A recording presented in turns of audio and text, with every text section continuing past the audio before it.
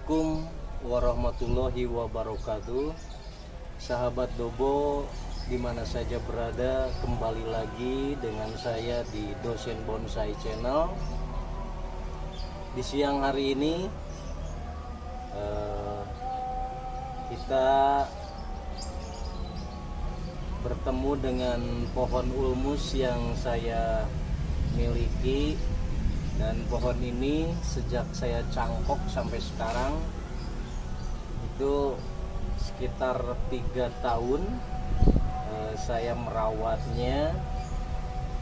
Dan dulu saya tidak memprogram akar ini, langsung setelah setelah dicangkok itu langsung saya ground di halaman, dan tidak terlalu lama langsung saya angkat dan saya tempatkan di dalam pot. Nah, sekarang pohon ini sudah kelihatan subur sekali ya, dengan pemupukan full matahari dan media tanam batu bata campur tanah sedikit. Jadi kesuburan dari pohon ini sangat tampak sekali, para sahabat lihat semuanya. Dan beberapa bulan ke belakang telah saya videokan ini, saya wearing, dan hari ini kawat-kawatnya sudah mencengkram dalam di ranting-ranting serta cabang-cabangnya. Rencana saya akan membuka kawat-kawatnya dan membuang ranting-ranting yang tidak dibutuhkan. Saksikan video selanjutnya, panteng terus, semoga bermanfaat. Para sahabat, merawat pohon ulmus ini gampang-gampang susah ya. Kalau para sahabat tidak disiplin mengontrol dan merawatnya, pohon ini bisa saja mati ranting, bisa saja pertumbuhannya kurang bagus. Sebab pohon ini sebetulnya karakternya itu sangat subur seperti pusu bulu itu ya. Di setiap ketiak-ketiaknya itu kalau sudah di pruning itu dia akan tumbuh tunas-tunas baru dan sangat padat, sangat rapat.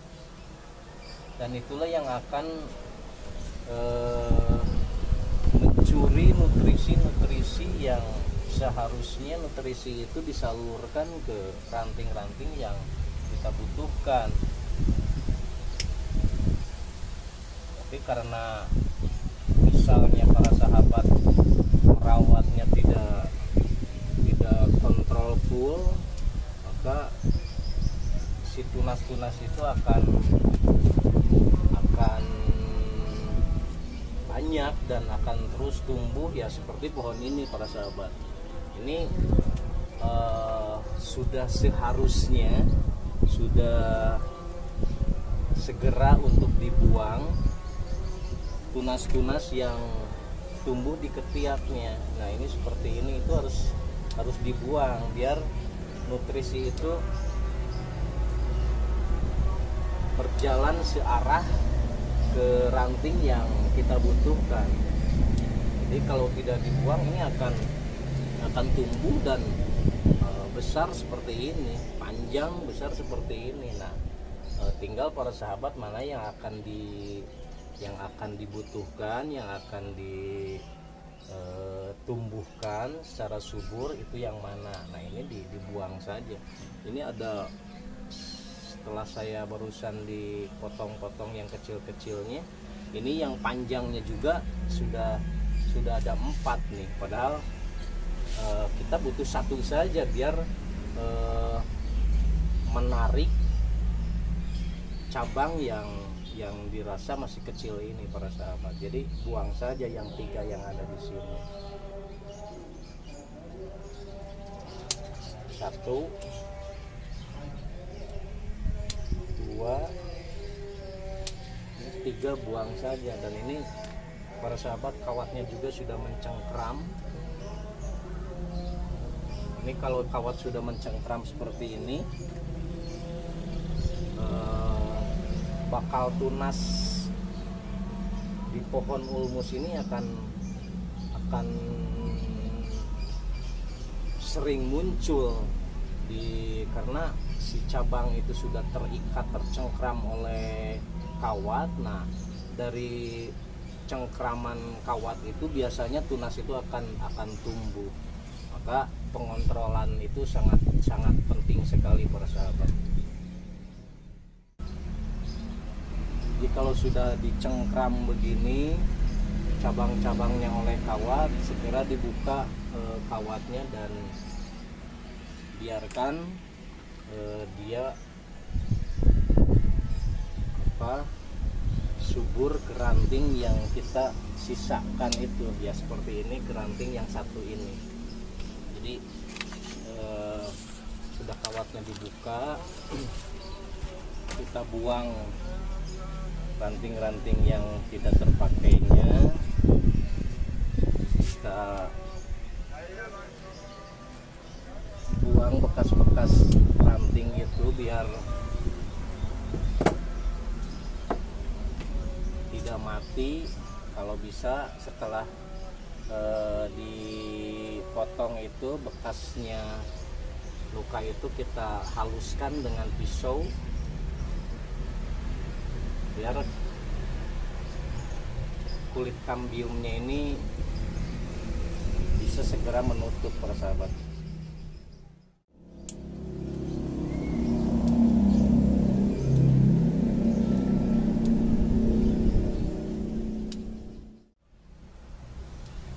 Nah para sahabat, 2 cabang sudah kita buang.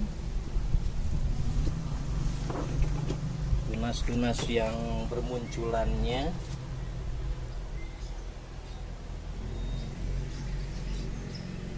kita rapihkan, bekas-bekas potongan itu biar kulit kambium segera menutup. Dan biasakan diolesi salep kambium ya para sahabat. Lihat video saya bagaimana cara membuat salep kambium sendiri, tidak usah beli, bikin saja sendiri di rumah dan itu pasti bisa. Nah, ini bagian ini juga para sahabat, ini banyak sekali tunas-tunas yang tumbuh. Ini akan membagi makanan ke ranting yang tidak kita butuhkan sebetulnya. Yang tidak dibutuhkan itu harus segera dibuang biar nutrisinya fokus ke ranting yang kita tinggalkan tadi. Ini cabang-cabangnya sudah diam para sahabat setelah kita wearing dan kita arahkan ranting-ranting tersebut ke tempat yang kita inginkan, dan sekarang ini sudah diam posisinya ke tempat yang kita inginkan tersebut. Dan biasakan para sahabat kalau ada bekas-bekas potongan itu dirapihkan biar kulit kambiumnya itu akan segera menutup para sahabat.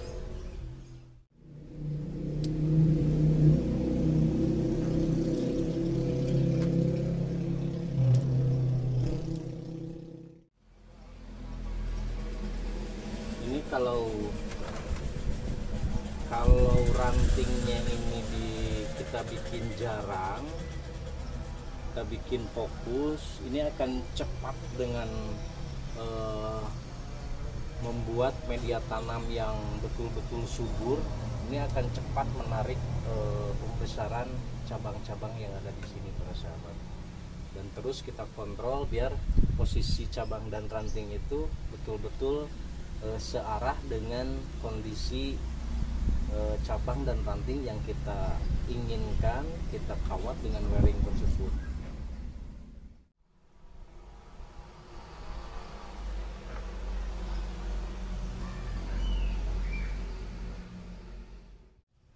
Alhamdulillah para para sahabat, posisi ranting sudah diam, mengikuti arah kawat yang sebelumnya saya arahkan ke tempat yang saya inginkan, dan ketika saya buka hari ini itu sudah posisi diam.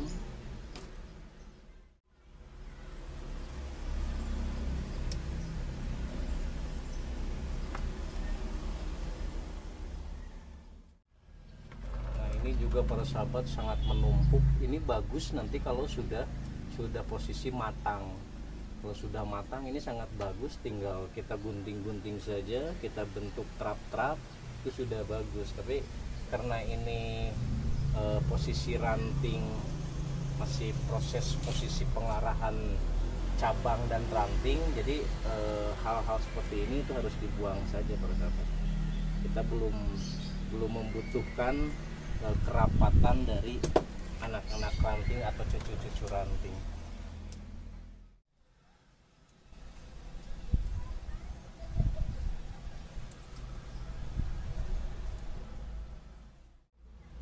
Kita membuka kawat seperti ini penting sekali para sahabat, sebab kalau kita biarkan sampai mencengkram,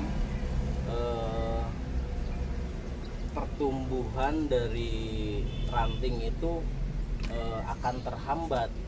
Berbeda dengan kita buang ranting-ranting itu, tunas-tunas itu kita buang, kita arahkan ke satu cabang, ke satu ranting, maka dia akan segera mengambil makanan itu, akan cepat dan tumbuh besar.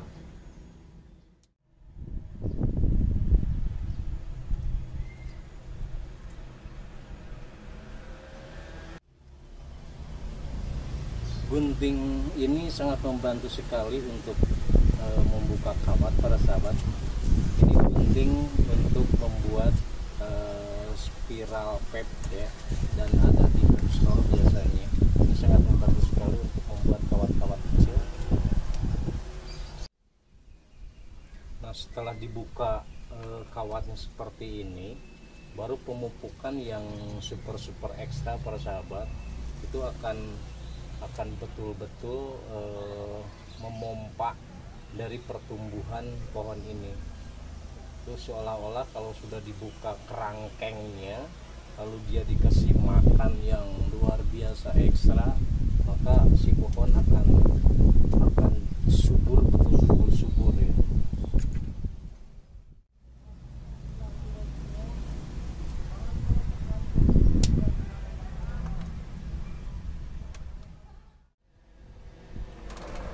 Para sahabat, jangan sayang dengan ranting yang dianggap besar ya, tapi pengarahan ranting itu tidak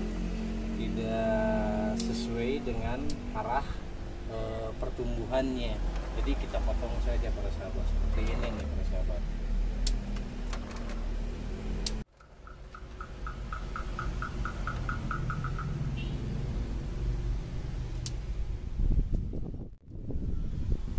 Para sahabat, karena yang ini posisinya nanti untuk jadi mahkota, ini segini untuk menjadi mahkota, nah, maka bagian itu tidak saya seleksi ranting-rantingnya, biarkan dia tumbuh, biarkan dia padat, rapat, karena sebagai mahkota ini nanti akan sangat butuh sekali ranting-ranting yang banyak, yang kaya, yang rapat seperti ini para sahabat.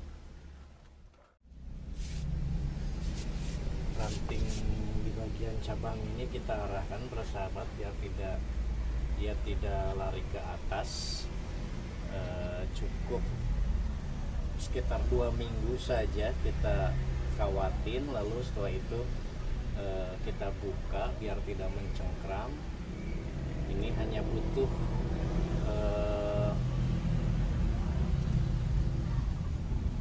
mengarah ke bagian bawah saja.